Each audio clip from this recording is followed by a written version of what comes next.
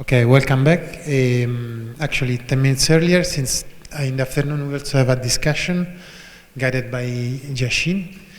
And the second speaker for today is Pietro Ferrero. He will talk about bootstrapping the Maldacena-Wilson line defect CFT. Thank you. Thanks to organizers for inviting me to speak here. This talk will be about some work that I've done in the last few years with Carlo Meneghelli, that will join the conference later on. The main result that I'm going to discuss was actually announced a few years ago in a short letter, and then it took a while to fill in the details, prove some of the statements. So I feel like now we have a more solid understanding of what we did at the time. I'll start with a brief introduction to motivate our work. And I'm going to start from a theory that probably everyone here knows, which is n equals 4 supereigensmeals in 4 dimensions. This is arguably one of the simplest quantum field theories that we know, and probably the one in which we have made the most progress towards actually solving the theory. And the point of view that I'm going to take is that there's been a lot of different approaches that people have used to attack this problem. And then more recently, people have started combining these approaches and using more than one at the time, obtaining very interesting results. Here I've written just a few examples. Certainly it's not an exhaustive list. I'm going to be, of course, mainly interested in Bootstrap. So all the green arrows start from Bootstrap. Something very interesting that will be one of the main topics of my talk is the idea of combining holography with Bootstrap to compute correlation functions at large N strong coupling in holographic CFTs. This was pioneered by Leonardo and Shinhan in 2016, and then of course there's been a lot of papers on the topic. Another interesting idea is that of combining results from localization with the Bootstrap. Again, this is just a pioneering paper on this topic, and there's been a lot more.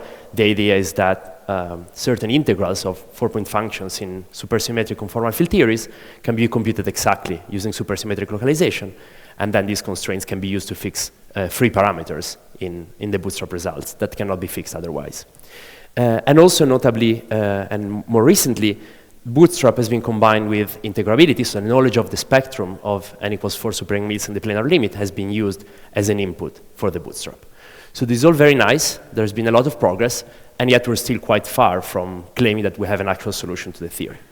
So in this talk, we're going to consider a slightly simpler, a significantly simpler theory, which is related very closely to n equals 4 supereigensmeals. It shares a lot of similarities, and especially all or most of the techniques that I just showed also apply to this model. And we can make this more progress in this model and test how these various techniques can be combined more efficiently and in a simpler setup. The model that I will discuss, as the title suggests, is the Maldacena-Wilson line in n equals 4 supereigensmeals, which is a straight half BPS supersymmetric Wilson line, which hosts a superconformal field theory in 1 dimension. The idea is that, I guess I forgot an expectation value here. One can take the fields and operators of n equals 4 supereigensmeals, place them along the Wilson line, and compute the following expectation value. We have a trace over a certain representation for the Wilson line, a path ordering, the operators of n equals 4 restricted to the line, and then an exponential, which is not just a usual, let's say, bosonic Wilson line with the gauge field, but also there is one of the 6 scalars of n equals 4 supereigensmeals, which makes the line supersymmetric. And correlation functions of this type in n equals 4 satisfy all the axioms of a 1-dimensional conformal field theory. This has been studied for quite a few years. And here again, I'm listing some examples, probably not an exhaustive list, of intersections between various approaches that people have taken. Notably, probably one of the most interesting recent ideas was that of combining Bootstrap, integrability, and integrated correlators in this theory, which was pioneered by Andrea Cavaglia, Collier Gromov, Julius, and Michelangelo Preti, who have quite a few papers on the topic. And let me also add that there have been at least a couple of approaches that also introduce machine learning in this game. The idea is again that we know the spectrum from integrability, we combine it with the Bootstrap, and we can extract either numerical bounds on correlation functions or on OP coefficients. And a very interesting result is that while the bounds in n equals 4 are actually like either upper or lower bounds or anyway are quite large, in this theory, the bounds are very, very narrow, and for simple OP coefficients, these authors were able to actually determine the OP coefficients with very high precision, or for the correlation function. Similarly, the upper and lower bound are so tight that one is essentially numerically determining the correlator. Other interesting approaches were led by Simone, Giombi, and Shota, and they combine integrability, localization, and large charge. So this is just to give a broad overview, but the main theme of this talk will be an analytic bootstrap approach to this problem. And now I'll describe what I mean in more detail. Let me just mention these two papers, which are kind of, again, pioneering in this direction. And what I will consider in this talk is the defect CFT on this line at large n, so in planar n equals 4 spring wheels, for large value of the Toft coupling in an expansion for large values of the Toft coupling. And this setup closely resemble, for instance, the scattering of supergravitons in ADS or the scattering of supergluons in ADS. So lessons from here can be learned that then can be recycled for those fields as well. And yes? Say you have solved this 1D superconformal theory at finite n and GR mills. What physics can you extract concerning type 2B string theory? So the observable that I'll be considering in particular is essentially from the point of view of string theory, just the scattering of open strings. I'll describe the holographic interpretation in a little bit. My motivation was mainly that we can use this as a playground to test ideas, but also one can consider, and it's something that a few people are thinking about, I think, for instance, two-point functions in the presence of the defect, and a bootstrap approach where one considers that OP channel where you have the exchange with operators on the defect as well as the defect OP itself. I'm not sure what this will teach exactly about string theory. I guess what I'm mostly wondering whether you can, in principle, determine exact, say, observables like some string type 2B string asymmetric element from this data. It is a matter of principle. So, for example, given open string scattering on D-brane in flat space, you can, in principle, extract exact observables to closed strings in the bulk as well. So I'm just wondering whether there's some limitation to this, or whether it in principle contains a possibility. No, it does certainly contain information about that. There is a recent paper by Shota and Simone on out-of-time order correlators in this theory. I'm sure Shota has more to say than me about that, where they do extract information about scattering from correlators in this theory. But the question is how much? Because in principle, one might say that if you know the exact correction to some closed string spectrum, you actually can get everything. It's not just a piece of it, like in principle. Yeah, I'm not sure about that. And in addition, what I will consider is the strict large n limit. I will not consider 1/n correction, so we're significantly far from what you're saying. Thank you for the question. Okay, so I guess it's also important because most of the work in conformal field theories in recent years has been in higher dimensional CFTs, moving from 2. I would also like to motivate why we're working in 1 dimension. So in particular, we'll be considering one-dimensional holographic correlators. And again, I'm not claiming that this is going to solve the most important problems in string theory, but there are certainly some lessons that we can learn from this setup. In particular, something that we have studied in our papers is superconformal kinematics for, in our case, long multiplets.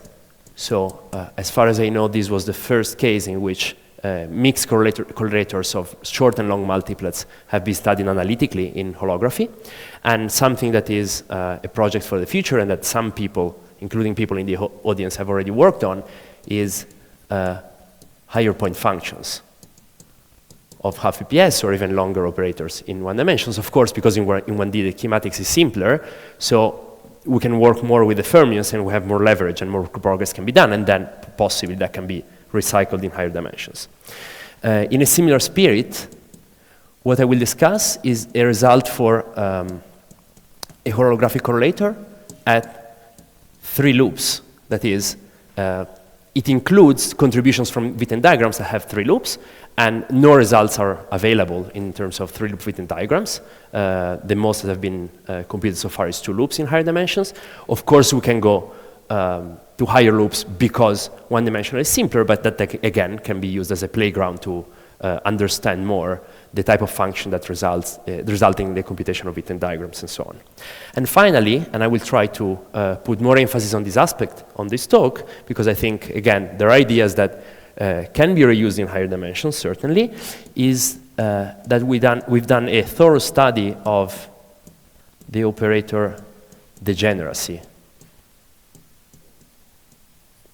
in this theory, and we have studied the dilatation operator of the theory as strong coupling, so at large lambda. Of course, with integrability, for a long time, people have known a lot of details of the structure of the dilatation operator of n=4 spring mills at weak coupling, but not a lot is known at strong coupling. And in this case, of course, not in full-fledged n=4, just in this one-dimensional setup, we have done, I think, considerably more progress than what has been done in the literature so far. So this was an introduction and brief ideas of what I'm going to discuss. Is there any question?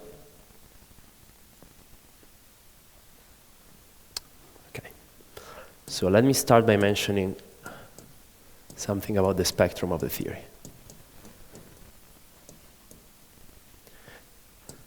Starting with some clarifications on the setup. So we consider SUN, n=4 Spring mills, at strictly infinite n, and fixed lambda, the 't Hooft coupling. And then we expand for large lambda. We take the representation of the Wilson line to be the fundamental. And as I said, this defines a conformal field theory in one dimension. The superalgebra associated with the theory is OSP 44, which includes, as a bosonic subalgebra, SL2, SU2, and SO5, or SP4. This is just a one-dimensional conformal group. And I should say here that sometimes people, when we talk about 1D CFTs, have the expectation that this is half of Virasoro, but this is not the case. The only symmetry will be the global part of the conformal group. This SU2 corresponds to transverse rotations around the line. So we're in 4 dimensions. We have a line, there is an SO3 of rotations transverse to that. And this SO5 is their symmetry, which results from the breaking of the SO6 R symmetry of n=4, because one of the 6 scalars of n=4 is coupled to the line, so there is a breaking from 6 to 5. And because we are interested in, well, we are interested in that regime, in this regime of large lambda, and in this regime, the theory is, of course, strongly coupled, but there is a weakly coupled description, which is, of course, in terms of holography. And in particular, we have a superstring. The description is that of a semi-classical superstring in ADS5 x S5. The worksheet extends in the bulk, of course, and then at the boundary terminates on precisely the line in n=4 at the boundary. And just to give you an idea of how this works, imagine you have the coordinates for 10 coordinates which describe the embedding of the string. The first 2 describe an ADS2 inside ADS5, and we have an ADS2 CFT1 correspondence. Then we have 3 coordinates, xi, which describe the fluctuations of this semi-classical string in the ADS5 direction. And this I is 1, 2, 3, and it's just an adjoint of this SU2. And then we have 5 coordinates, which I'm going to call YA, where A goes from 1 to 5. This is a fundamental of this SO5, so this describes ADS5 fluctuations, and this describes S5 fluctuations. And an important point is that as opposed to, for instance, the case of full-fledged ADS5 crosses 5, where we have all the Kaluza-Klein modes of the graviton giving half VPS multiplets in ADS5 or in equals 4 superring Mills, here these are the only fields in the ADS description. So our Lagrangian in ADS depends only on Y, X, and on some fermions that complete the supermultiplet, and has this form. There is a kinetic term for this Y. I'm going to write schematically, of course. And then there are interactions which come in powers of 1 over root lambda.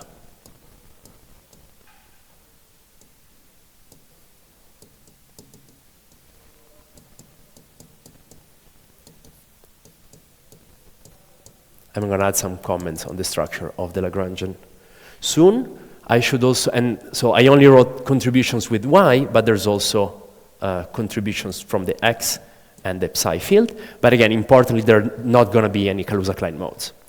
And these three fields, X, psi, and Y, belong to a 1/2 BPS multiplet from the point of view of the CFT, which I'm going to call D1, where this Y is what people call the tilt operator. It's responsible for the breaking of the R-symmetry. It's the result of the breaking of R-symmetry, whereas X is the displacement operator of this one-dimensional CFT.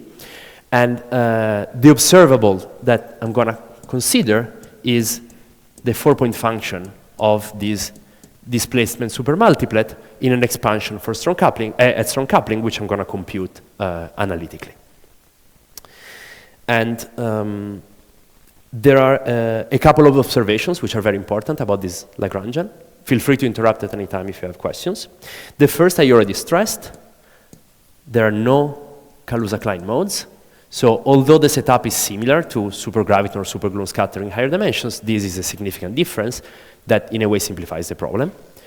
And the other important point is that at order 1 over lambda to the L over 2, in the Lagrangian, we have, for the first time, vertices of this type. Derivative of Y to the power 2L plus 2. So to exemplify, at order 1 over root lambda, there are at most quartic vertices and at most 4 derivatives. At order 1 over lambda, we have at most a sextic vertex with at most 6 derivatives, and lower terms as well. But this structure is very important, and it will reflect in the structure of the dilatation operator of the theory. And as a result of these observations, it turns out that, and sorry, I didn't mention another important point, but let me discuss that now. Sorry. Yes. I have a question. X and Y are both massless in the bulk? No. I think only Y is massless, because that has dimension 1. I guess what are the, can you sketch the multiplet, the D1 multiplet? Which yes. Well, which operators are dual to what? Y, psi, X, with dimension 1, 3/2, and 2, and the mass in ADS is delta minus 1. Okay. Yeah. And X is basically the D1, right? So X is the bulk field, and D1 is the bulk is the boundary operator. Say again, sorry? X is the same as D1. Well, D1 is actually Y. That's a superprimary. The superprimary is Y. So okay. We're going to focus on 4-point functions of half VPS operators. So the 4-point function of the superprimaries fixes all the correlation functions between elements in the supermultiplet. Thank you. That's something I should have said. And this is the displacement. But this is the only massless field in ADS. And from the point of view of SU2 and, let me also write this then. So we have SU2 and SO5 as symmetries. And this is a singlet, this is a doublet, and this is a triplet. Whereas here we have a fundamental, a spinorial representation, and a singlet. And again, because of supersymmetry, computing 4-point functions of this Y in a specific polarization actually fixes everything in the supermultiplet at the level of 4-point functions. An interesting question is So we're going to study a perturbative conformal field theory. So we start from infinite coupling. The theory is free. There is only the kinetic term in the Lagrangian at infinite lambda. And we can study exactly what the spectrum of the theory is. And again, this problem is simpler than the usual problem in holography because we don't have KK modes. We only have one field. So all fields, or fields in EDS, or all operators in the CFT, are products of derivatives and the three fields in the D1 multiplet, which means that using some simple techniques with partition functions and characters, we can actually enumerate all the supermultiplets that are present at strong coupling. And it turns out that there are only two types of supermultiplets. We have either 1/2 PPS multiplets, which I'm going to call DK, and these are, roughly speaking, kth symmetrized power of the D1 multiplet, and their superprimary is on the 0K of SO5, which is just a usual symmetric traceless representation. And importantly, there is one, exactly one, for each K, and it's also important that they're not independent. When we do ADS5 cross S5, we have Kaluza-Klein modes that are symmetric traceless, parameterized by an integer, but at the level of the ADS Lagrangian, they are independent fields. In this case, because we only have one elementary field in the Lagrangian, these 1/2 PPS multiplets are not independent from each other in the theory of strong coupling. And there are no quarter BPS or 1/8 BPS multiplets. There is no recombination. The only other type of multiplets is generic long multiplets, which are parameterized, of course, by their dimension, their spin under rotations transverse to the line, and two quantum numbers or Dynkin labels for SO5. And as I said, their dimension is always strictly greater than the dimension of the unitarity bound, so there is no recombination. And moreover, and this is going to be one of the crucial aspects of this talk, we have some degeneracy. What I mean by this is that even if you fix all the 4 quantum numbers that I'm listing here, there is not a unique long supermultiplet for every choice of quantum numbers. And a simple example for dimension 4 is that we can form 2 operators which are scalars under the global symmetries of dimension 4. One is simply y to the power 4, and the other is schematically 2 derivatives, 2 powers of y, and then some x's and psi to complete to a superconformal primary. So when in the OPE that we're going to study, we say that we exchange a scalar operator of dimension 4, that's incorrect. There's always going to be, or in most cases, there's going to be more than one. And distinguishing these 2 operators, or these several operators, as we shall see, is going to be one of the most challenging, or was one of the most challenging tasks of this project. And for the case of scalars of global symmetries, which I'm describing here, let me give you an idea of how the counting works. We have dimension starting from 2.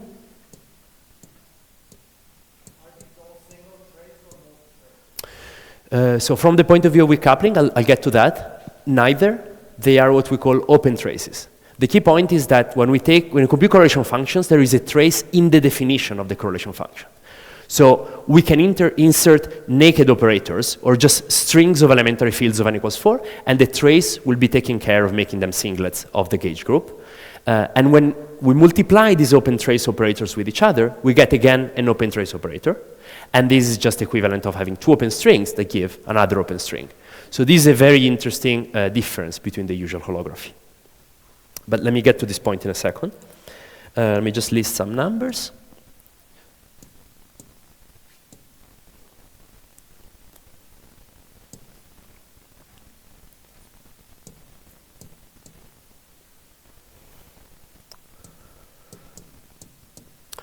This probably will not tell you anything, but let me emphasize a few things. The first is that the simplest, so we're taking scalars of global symmetries, so from that point of view, this is the simplest multiplets, and the smallest dimension that we have is dimension 2, and there is only one operator, so no degeneracy at this level. And you can think of this operator as, in some sense, the equivalent of the Konishi operator in n equals 4 superring Mills, just phi squared. And indeed, when Haldane and Maldacena first studied this model, they conjectured that the dimension of this operator will become infinite at strong coupling, like the Conishi operator in equals 4. But this is not true, as it was later understood, and indeed its dimension is just 2. And then the other aspect that I want to emphasize is that how the number of operators for each dimension grows with the dimension. It grows exponentially. So this is a very large degeneracy. But fortunately, we will not be interested in considering all the operators. For our purposes, and that will become clear later why, we are interested in a subsector of the total number of operators, and their number as a function of delta grows like delta squared at large delta. And the reason why I'm emphasizing this is that people have studied mixing problems in holography from the point of view of analytic bootstrap, but in all those cases, this growth for the problem that was considered was just linear, and that simplified significantly the problem. This is one order of magnitude more complicated, so we had to come up with new techniques and new ideas, which is what I'm going to try and discuss in this talk. And to go back to the point of weak coupling, again, in a nice paper by Coley and collaborators using integrability, the spectrum of a theory was studied with very high numerical precision. And the result, apologies already for the horrible drawing, looks something like this.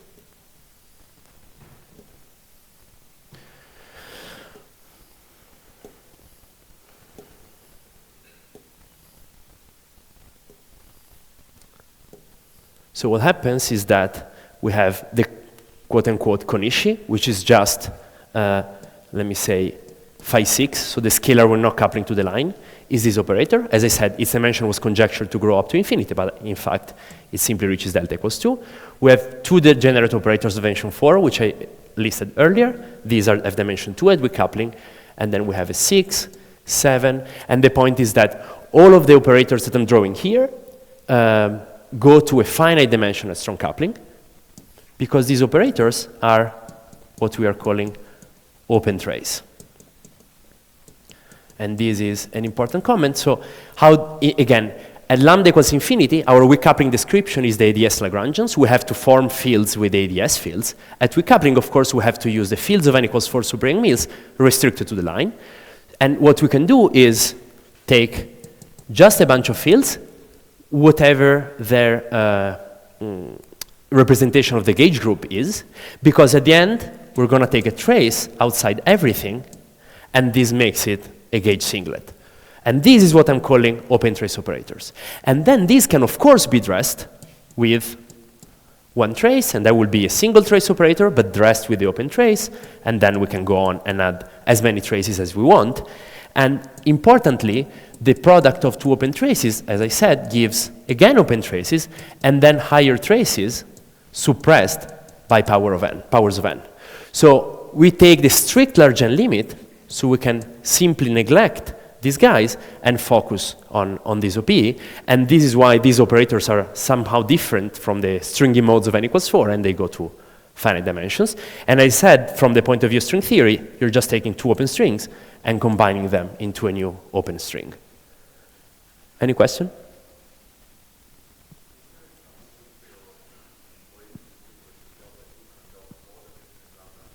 At infinite lambda? Yes. So there, I'm going to talk about it a little bit in the Bootstrap approach. At that level, it's kind of something that we observed, but weren't really sure where it was coming from. And then more recently, Coley and collaborators found that there is a parity symmetry in the theory, which is related to essentially a complex conjugation in the matrices of SUN. And that, at the level of scalars, so of scalars of the global symmetries, literally distinguishes even and odd deltas. If you put in some random values of the Dinkin labels, the distinction also involves those. But yes, there is a symmetry, and that sets to 0 exactly some OP coefficients. Previous slide, you wrote the formula for the density. Yes.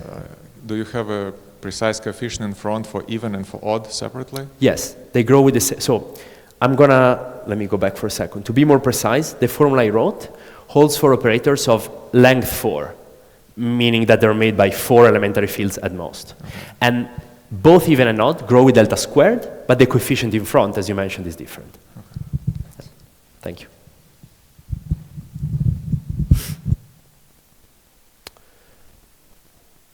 So given these premises, let's go back to what our goal is, which I remind you is the 4-point function.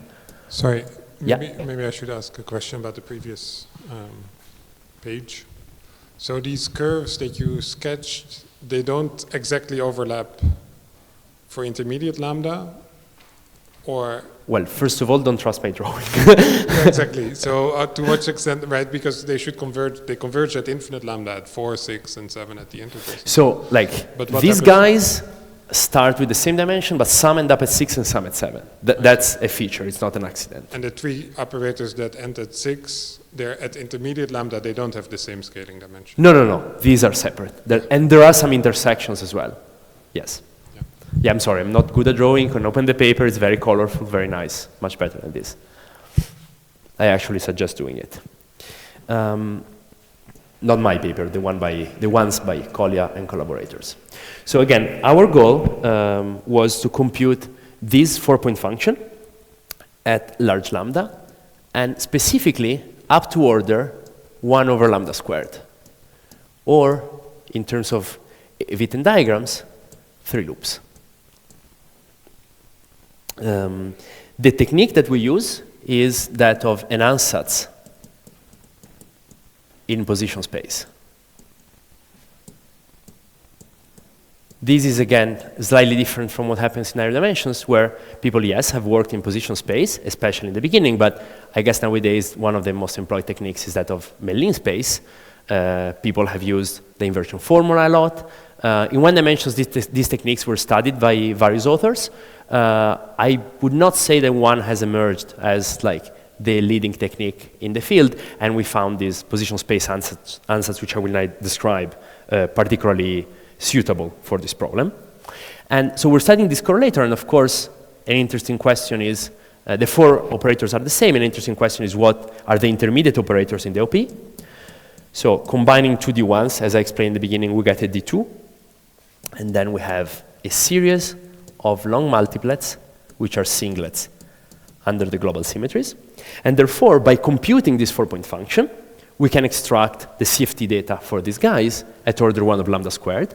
There is degeneracy, so to extract exact CFT data, we have to do a lot of work, but at least for the simplest operator, which I'm going to call y squared, it is the dimension 2 operator at strong coupling, we can extract its dimension and its OP coefficient with 2 D1s at order 1 over lambda squared, which is very high precision in the strong coupling expansion, and our results match very well with the integrability and bootstrapability results by Gromov and collaborators.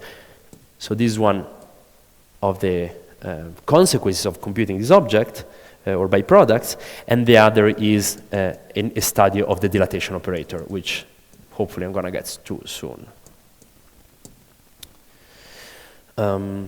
Before getting to the dilatation operator, how much time do you have? Like half an hour? I want to discuss a little bit, just briefly, because I don't want this to be the main theme, the bootstrap strategy.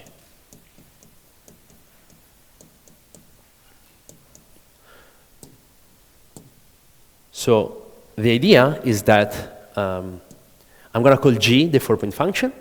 I'm going to call little l the perturbative order at which we are computing this object, so order 1 over lambda to the L over 2. And there is only 1 cross ratio in 1 dimension, as opposed to 2 in higher dimension for 4-point functions. I'm going to call this chi. And we make an ansatz which is given by a sum of certain rational functions of chi times transcendental functions of chi. This is so far very vague, but already the structure of the OPE poses some constraints on these ansatz, because the only poles that we can have as in a correlation function, of course, must be OPE singularities. So these rational functions, for example, must have poles only at chi equals 0 and 1, which means that their denominators can only be powers of chi and 1 minus chi, for instance. And it is very important to specify what these guys are. And there's a lot of examples in which people have made ansatz of this type, really a lot in the literature. And a type of function that appears constantly is polylogarithms in perturbation theory. And indeed, here too, we're going to use harmonic polylogs. And I understand that it might seem very arbitrary now, but this comes from investigating the structure of these correlators, comparing it to other examples, and especially at the end of the day, I'm not just going to compute one correlator, but really a huge class, like tens and tens of correlators with these ansatz, and the problem is very over-constrained. So if the ansatz was wrong, we would have certainly noticed because we have a ton of constraints, more than the number of unknowns. Let me say what harmonic polylogs are. They are functions that can be defined recursively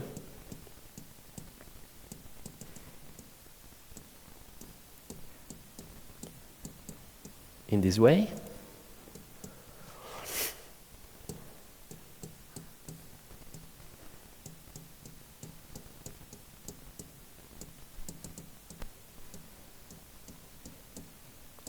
So we have an integral of the function removing one bit from this string.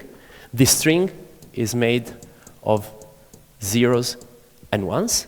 So the singularities here are only at zeros and one, which matches what I said about the structure of the OP. And then we do the integral with this pole of the same guy with one bit less. These might appear very abstract, but for certain choices, these are just powers of ordinary logarithms or ordinary polylogarithms. And as we increase the length of this string, n, which I'm going to refer to as the transcendentality of these harmonic polylogs, we have a wider and wider class of functions. And of course, we can easily count the number of independent functions that can be defined in these ways because they correspond to the number of choices of zeros and one for a string of length n.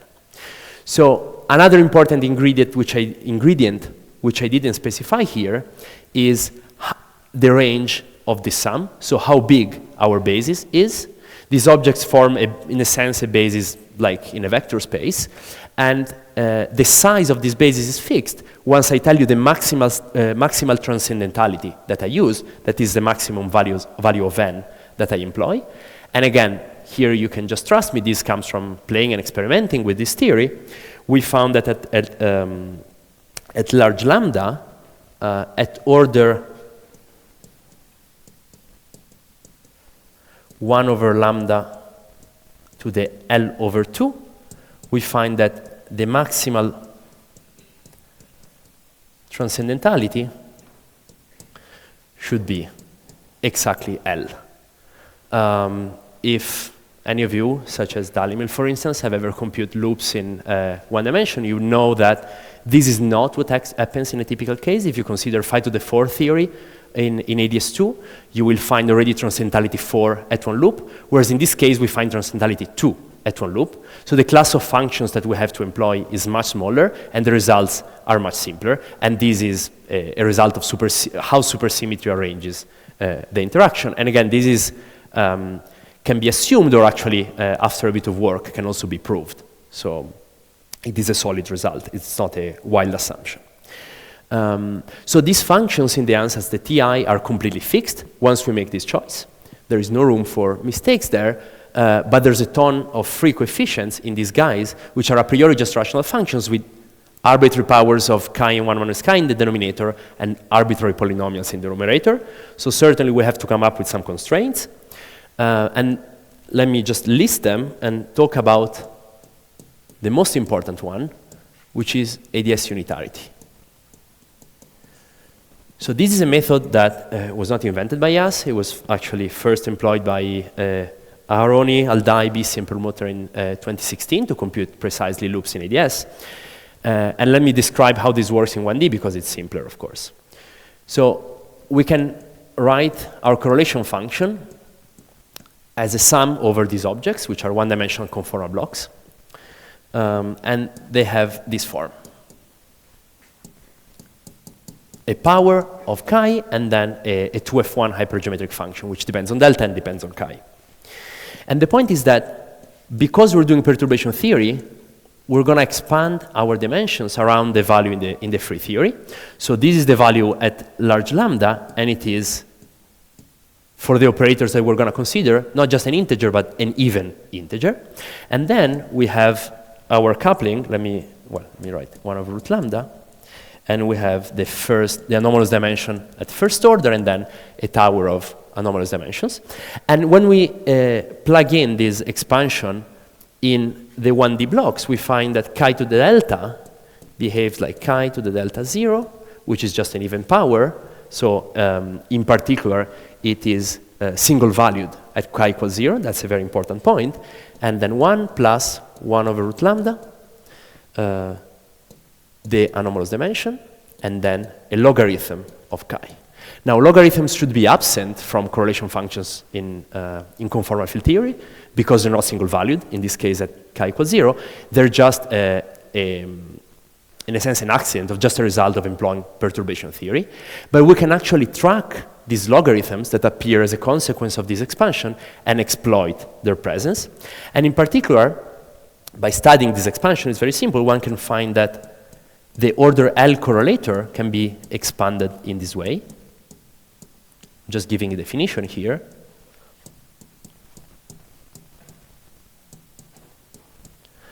I'm expanding in terms of powers of log of chi, which contains all the non-single valued part at chi equals 0. And then all of these functions, there is a sum, k equals 0 to L. The upper and lower bound are dictated by this expansion. And these guys are single valued at chi equals 0. And this expansion is very important because as we study the coefficients that appear here, what we find is that all GL log k for k greater or equal to 2 only depend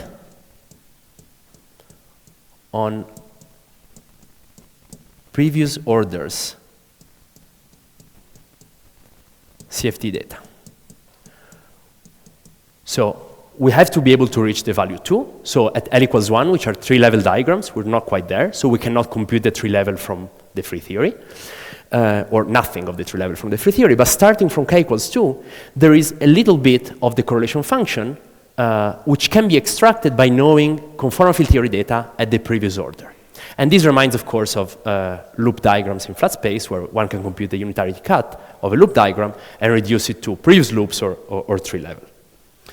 So this will be really the heart.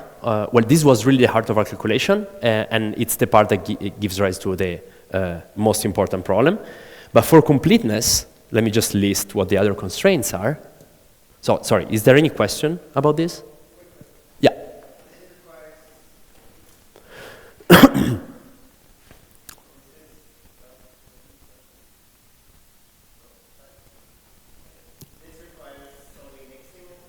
Yeah, exactly. I will get to that.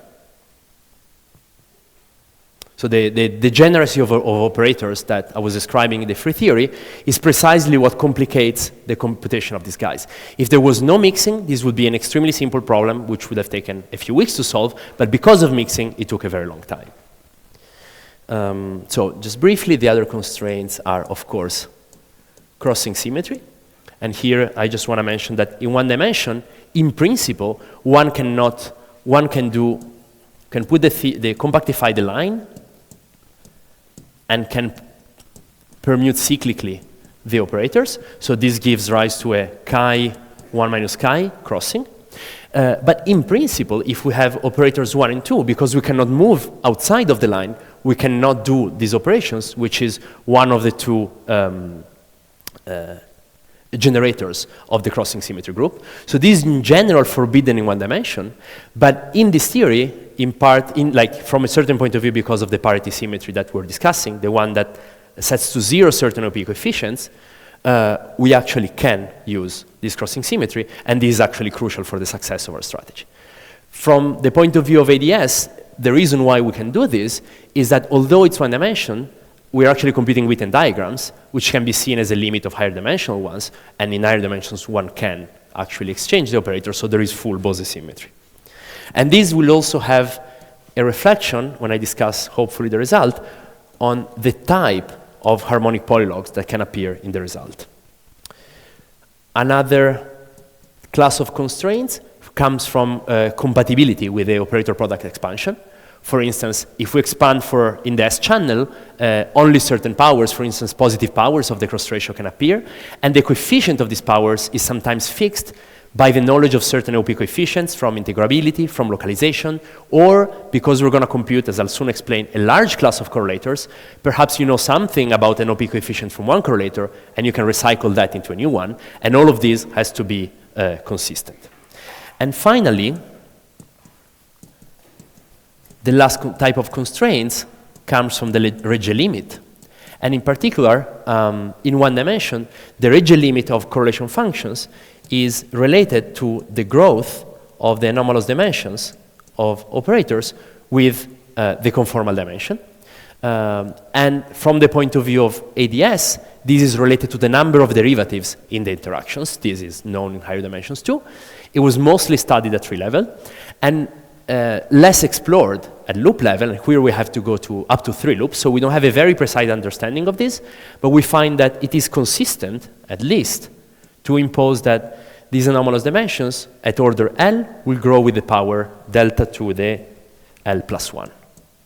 So at tree level, it will be delta squared, which matches the 4 derivatives in the ADS Lagrangian, and then this number increases by 1 at every loop order. And again, you have to trust me, but say that we are able to compute all of, say, our highest loop result is L equals 4. So say we're able to compute this guy for k equals 2, 3, and 4. We're only missing 0 and 1. And using these constraints, we can completely fix 0 and 1 as well, and we have obtained our correlator. So this is kind of pretty standard. The most interesting part, which is what I'm getting to now, is how to compute that guy for k equals 2, 3, and 4. Any question? Sorry, this ability to swap 1 and 2, can you also see it from the weakly coupled side? A weak coupling, you actually cannot do that. So disparity symmetry is present everywhere. Its manifestation at strong coupling is that you can swap 1 and 2. But at weak coupling, you cannot do that. Yeah. So if you look even just at the lambda equals 0 exactly, so free theory, weak coupling, you see that that's not a symmetry.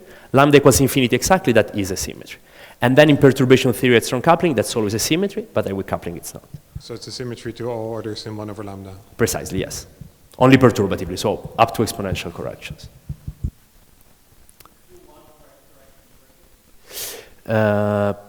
I don't know.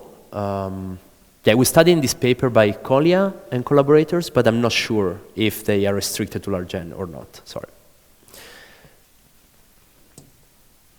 Unfortunately, Collier left, I think, so we cannot help.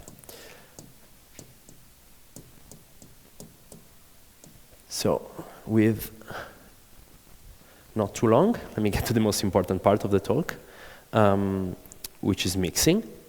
And as an example, the simplest example of what I mean is the following. Consider the 3-level correlator and the part proportional to the first power of log. If we expand it in conformal blocks, this can be written as follows.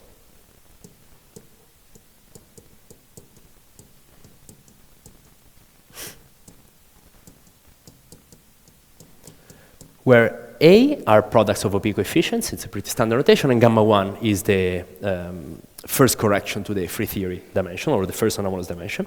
And the point is that I had here to write an average, so let me express what I mean by the average. Say that for delta bar, there are 2 operators with the same quantum numbers for delta equals delta bar, and by delta now I mean the free theory dimension. So whenever I say delta, I mean this even integer at strong coupling, and then we have gamma 1, gamma 2 anomalous dimensions that are corrections to that. Then this average, A0 gamma 1 delta bar, means that we have the free,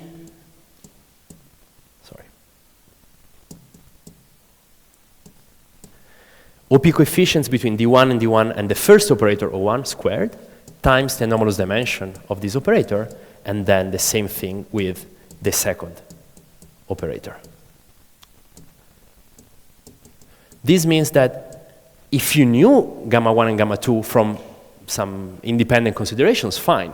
But if all you're considering is one correlation function, you cannot extract the two independently. Even if you know the free theory of coefficients, all you can extract is this weighted average. And therefore, when I said that at a certain order, we can recycle CFT data at previous orders, I did not mean we can recycle the same correlator at previous order. We have to use a large class of correlators. In this case, 2 will be enough because we have 2 gammas. So if we took 2 linear combinations in which we knew the coefficients, we could extract the gammas. So we have to use several correlation functions to extract the anomalous dimensions, and then that will allow to consider objects such as, at one loop, the coefficient of log squared will be given by this sum.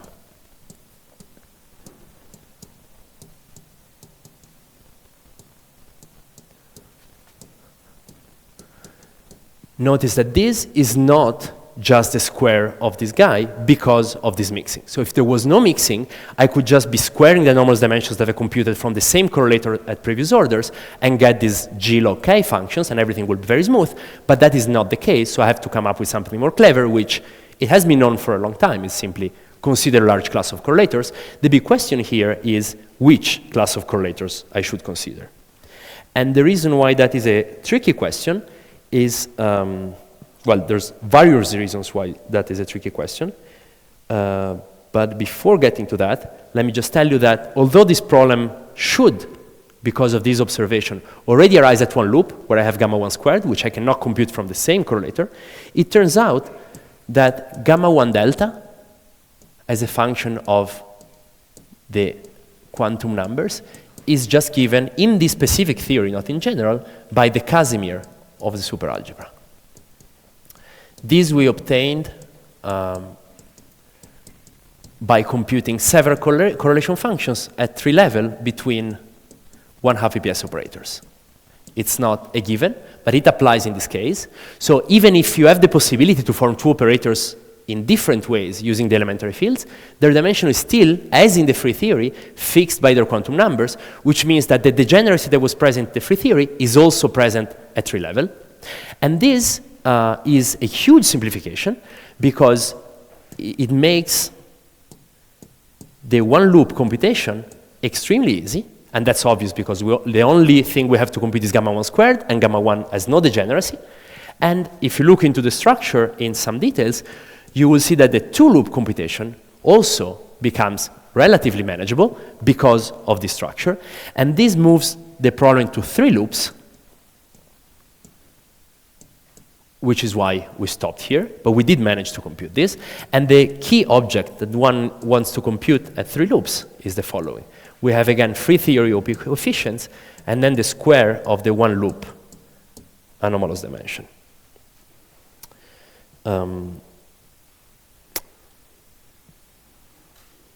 Okay, any question?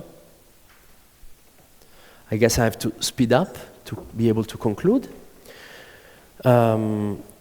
Actually, let me go back to this point. So what I've been assuming here is that O1 and O2 are eigenvalues of the dilatation operator. But we do not know the dilatation operator. All we know how to do is take the free theory and impose constraints from superconformal invariance to define superconformal primaries and their descendants. But as I said, for instance, at delta equals 2, there's 2 operators. At delta equals 4, there's even more. We can use, delta equals 6. We can use 4 derivatives and y squared. We can use 2 derivatives and y to the 4. And there's actually 2 ways to make a superconformal primary in this way, and we can use y to the 6. And it's easy to imagine how this problem, again, grows. The growth of this number is exponential. And as I said, there's 2 ways to form superconformal primaries in this way in the free theory, and the choice of bases in that space is arbitrary. So you can only define operators in the free theory But there's no guarantee that these will be eigenvalues of the dilatation operator, states of the dilatation operator, and indeed they will not. So what's more convenient is to define a basis, O alpha, let me call it. Alpha runs over the size of the basis, so the basis, the degeneracy space, which are generally speaking, sum over beta of O tilde beta, where for me now O tilde are eigenstates, whereas these are not eigenstates of the dilatation operator. And the reason is that I actually don't know these guys. I can only define these guys in the free theory. And once I do this change of basis, which again is not really a choice, it's kind of necessary, I can no longer talk about eigenvalues, but because of the change of basis, we're going to go from anomalous dimensions, which are numbers, to a matrix of anomalous dimensions. And so we have a vector space, which is the degeneracy space. Vectors in the vector space are operators, which are not eigenstates. And if we were able to diagonalize this matrix, we would recover the anomalous dimensions of the eigenstates. Sorry, in the usual holographic correlators for closed string, there was this emergent 10D symmetry with strong coupling. Mm-hmm. Do you have something similar like this? We do not. Not only that, but as I'm going to mention again, the quadratic growth in the number of degenerate operators makes the problem even more complicated than that. And the fact that these higher rank 1/2 EPS operators are powers of the rank 1 further complicates the problem and makes computing dp, dp, dq, dq essentially useless. So to expand a little bit on this comment, let me note again that here we have several operators. The way that people have dealt with that in holography was essentially to compute correlation functions of this type. And the reason is that the growth in this number of operators was linear with the dimension. And that made these objects enough. But there are at least 2 technical reasons why that is not enough in our case, and the problem is a lot more complicated. Here, something that you can see is that in the free theory, where operators are just products of elementary fields, there is an emergent quantum number, which I'm going to refer to as the length of the operator, which is how many powers of y we can use. So it's true there are 4 operators here, but there is one of length 2, 2 of length 4, and 1 of length 6. So what we can do is decompose this matrix, the anomalous dimension matrix, in blocks which connect operators with different length. So we're going to have, so let me replace this, well, let me keep 2. We're going to have a block with 2 to 2, then we have 2 to 4, 2 to 6, and so on, 4 to 4. And a well-defined question is, if you are at a certain perturbative order L, here I chose L equals 2, but say generic L, are any of these blocks 0? And this question is crucial because of the structure of the Lagrangian, which I remind you, at order 1 over L, lambda over L over 2, there are at most interactions with 2L plus 2 y's. So observing this allows changes of length, like this would be a change 0, this would be a change 2, this is a change 4. So this would be that delta L, let me get the formula, well, let me guess it, would be 2L. Because there is a quartic vertex for R equals 1, for instance, we have 2 to 2, but also 1 to 3 structures in the diagrams. So if we're computing a 2-point function between operators made of y, we have to use the quartic vertex at 3 level. These are the 2 operators made of y's. We can connect the fields in the diagram in this way. So here, the length on this side is the same as on that side. The rest is saturated by free theory propagators. But we can also, in principle, make something of this type. And you see how this connects a length 3 operator with a length 1, or 4 to 2 once we add a free propagator and so on. So this would allow a change of length 2. But supersymmetry comes in very helpful again, and it subtracts a 2 from this problem, simply because this would be a 2-point function between D1 and a certain object of length 3, which should have the same quantum numbers as D1, but there is no such object, so this is 0. Therefore, gamma 1 delta is block diagonal. Sorry. And moreover, every block is also diagonal because they're just given by the Casimir. So gamma 1 is very simple. When you go to gamma 2, now for the first time, we have stuff that changes the length, at most by 2, as I said. But then we have a bunch of zeros here. Again, this is a major simplification. And because we're computing the 4-point function of D1, the OPE coefficients that we have, like I remind you that the average we're computing, sorry if I'm speeding up a little bit, I have to conclude. The average we're computing is the following. So we have free theory OPE coefficients between 1, 1, and the exchange operator, and then 2 times the anomalous dimension. So this will become, in terms of our new basis, C0, 1, 1, O alpha, gamma 2, alpha, beta, gamma 2, again, beta gamma. Now, because we changed basis, we have a matrix product here, not just a square, and then C0, 1, 1, O gamma. So this is the object that we should compute. Now, because we have 2 1s and we are in the free theory, O alpha must have length 2. Because if it had length 4 or higher, then the 3-point function will be automatically 0. Which means that we have length 2 here, length 2 here, and this matrix only connects length 2 with length 4. So the blocks so this is a huge matrix. For high delta, there will be all lengths contributing, but because the external guys select length 2, then only this upper block is actually relevant. So operators with L equals 2, length 2, and L equals 4.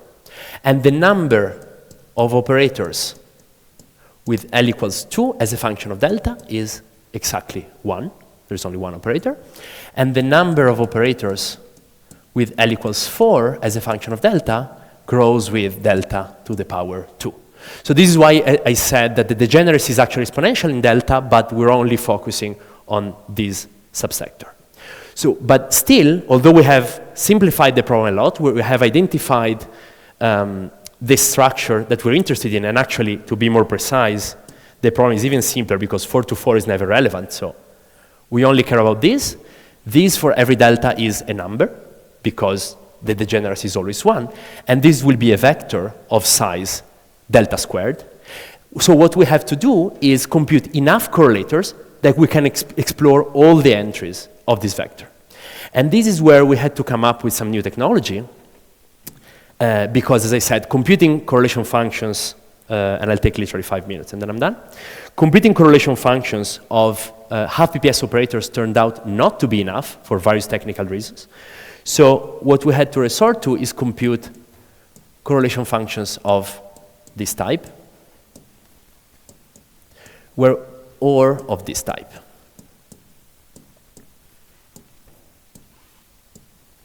Where not only forget about 1, 1, 2 and everything, the important point is that here we have 3 short and 1 long multiplet, whereas here we have 2 short and 2 long multiplets. This is a lot more complicated than just computing correlation functions of short operators, because the superconformal kinematics is hard, and because a lot of free parameters appear once we try and do and employ our analytical bootstrap technique, and we need to compute these guys up to 1 loop. And the point is that the reason why we have to resort to this is that now we have a lot of freedom. Here I wrote 1 correlator, but we can choose any of the long operators that we define in the free theory, and spanning over that set of operators, we obtain various averages of this anomalous dimension at 1 loop, and computing enough of them, we can finally compute the entries of this vector, square it, which is what we need to do, go back to the bootstrap method, and finally get the correlation function. So again, I'm sorry if this was a bit quick, but I think I have to conclude. Let me just say that to give you an idea of the complication of the problem, let me call this delta external. In the end, we found that these are more useful because simpler. This gamma 2, to give an idea of the structure, contains harmonic numbers up to harmonic number 2. So again, it has a transcendental structure, which, however, is rather complicated. It's not just a rational function. So it took a lot of these guys and a lot of exchange operators. And we used delta external up to 16 and delta exchanged up to 18. So literally the computational problem was significant because operators of dimension 18, there's a lot of them, they're hard, their structure contains a lot of derivatives. Nonetheless, we managed to solve this problem, compute this gamma 2, and then get the 3-loop correlator. Any question? Again, sorry if this was a bit fast, I'm happy to discuss it later offline.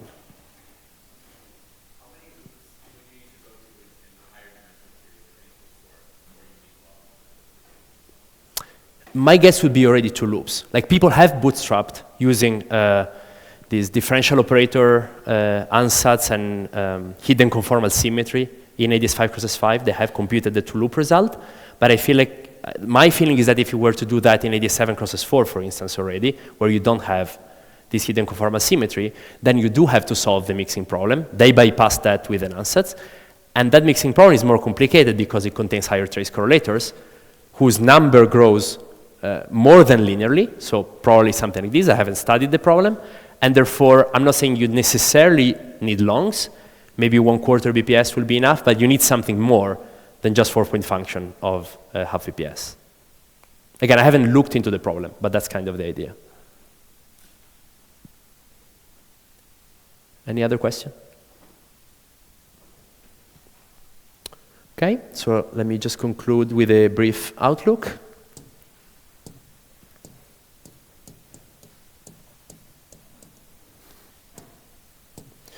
So a first comment concerns our ansatz. And one of our main findings is that although, again, we have made an ansatz, so compared to any function in the universe, choosing harmonic polylogs was, you might argue, rather restrictive. But we have found not only that this ansatz is consistent with this huge class of correlators, but moreover, we could have chosen an even smaller basis. In particular, this becomes evident at 1 and 2 loops. It's not that clear, but it becomes evident at 3 loops that one could actually employ the, let me say, single-valued harmonic polylogs. Now, if you're familiar with what this means, you will know that this is something that usually is used for points in higher dimensions, where you have Z and Z bar, 2 cross ratios, and you can go around singularities independently in Z and Z bar. Here we only have 1 cross ratio, so the meaning has to be adapted a little bit. And what I mean by this is that the harmonic polylogs we use in 1D are obtained from the Z goes to Z bar goes to chi, so the diagonal limit of higher dimensional harmonic polylogs. And recently, a similar structure, so the fact that one only needs single-valued polylogs and not general polylogs, was found in the worksheet representation of the Veneziano amplitude by Fernando and collaborators. Another comment is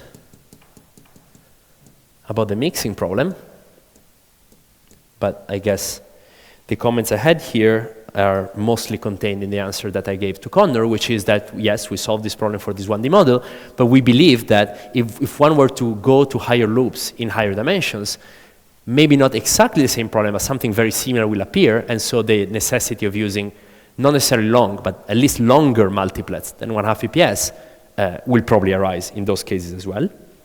And then there's obvious generalizations of this setup if one is genuinely interested in 1 dimension. There's Wilson line in a BJM, 1/2 BPS, for instance, that Gabriel and collaborators have worked on. One can consider different representations of the gauge group. This was a Wilson line in the fundamental. And also something else that has come up in the comments is 1/n corrections that we haven't looked at all, but it will be, of course, a very interesting problem. And that's it. Thank you.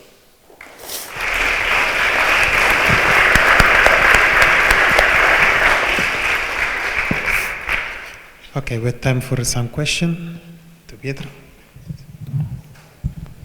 I'm confused by something simple. Wouldn't you expect to have Hagedorn density of states, so linear and delta? Why do you have delta square? Say again, sorry? This delta square, so it's faster than Hagedorn, right? Or am I confusing that? If I try to compute a thermal partition function, it blows up. Yes, but it's even worse than that, because delta squared is restricting to length 4 at most. It becomes exponential once you include all the operators. So it's e to the delta. It's not. We couldn't resum this, so I don't know if it's exactly to the delta, but it's roughly speaking exponential. Okay, like so length 4 grows like delta squared. Length 4 will grow like delta to the 4, and so on. But could you make some general argument that it has to be Hagedorn, for example, with a proper coefficient, just because it's a... Probably, but I didn't look into that. Okay.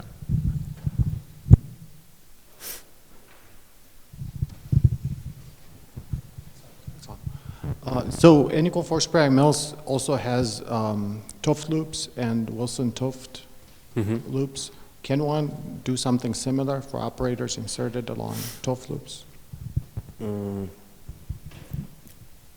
I guess yes, and I guess like the input, as usual in these kind of problems, we used some input from the ADS Lagrangian, but mostly at a qualitative level, not really computing Witten diagrams. One can of course do that, but we didn't really use that, like the Bootstrap is kind of enough. So I assume that at least at leading orders, the result wouldn't change much.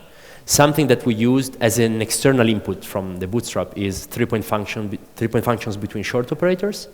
I'm not familiar with what the computation for those would be in the case of a Toft loop, but like if their value would change, some slight part, like little part of the colorator would change, but I would expect there would be no dramatical change.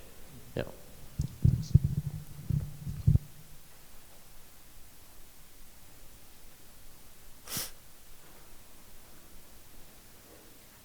Last question. So do you have an understanding in the gravity setup what this L multiplet would correspond to? Which multiplet? The L multiplet. Like the long multiplets? Yeah. I mean, I guess that D, you would think of particles. Yeah, there would be just multiple particle states, I guess. The L as well. Because the one is a single particle, and then all the states are products of that, so I guess their interpretation would be multi-particle states, just some of them are half VPS and some of them are long. I think that's the correct point of view. It's very similar, again, to half VPS operators in, say, ADS5 x S5, with the difference that there's no KK modes. So you take O2 is our D1, and all operators are product of O2, whereas in ADS5 x S5, all operators are products of O2, O3, O4, and so on. That's the difference. I was confused by this open trace. You just don't multiply. You take a trace outside. But that's a weak coupling. That's a weak coupling description. Okay, sorry. Yeah. Okay. Thanks. Thank you. Okay, there are no more questions. Let's thank Pietro again. Thank you.